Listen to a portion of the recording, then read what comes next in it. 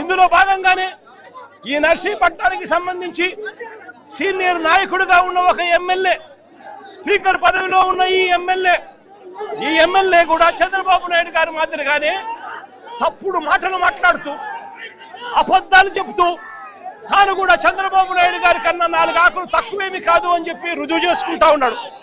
ఇదే పెద్ద మనిషి చంద్రబాబు నాయుడు గారు ఇదే నర్సీపట్నం స్పీకర్ గారికి చెప్తా ఉన్నాను, అబద్ధాలు చెప్పడం, మోసం చేయడం ఎంత మటుకు ధర్మం అని చెప్పి అడుగుతా ఉన్నాం. ఈ మెడికల్ కాలేజీకి జీవో లేదని అడుగుతారా? ఇదిగో జీవో నెంబర్ 204, జీవో నెంబర్ 204. మరి జీవో లేదు అని చెప్పినందుకు స్పీకర్ పదవిలో నువ్వు ఉండి అబద్ధాలు చెప్పినందుకు నీ పదవికి నువ్వు అర్హుడు వేరా అని చెప్పి ఆలోచన చేసుకోమని చెప్పి చెప్తా ఉన్నా. ఇదే స్పీకర్ కు తప్పుడు మాటలు చెప్తూ ప్రజలను తప్పుడు దోవ పట్టించే కార్యక్రమంలో చంద్రబాబు నాయుడు గారితో పాటు చేతులు కలిపినందుకు స్పీకర్ కూడా తల దించుకోవాలి అని చెప్పి చెప్తా ఉన్నా.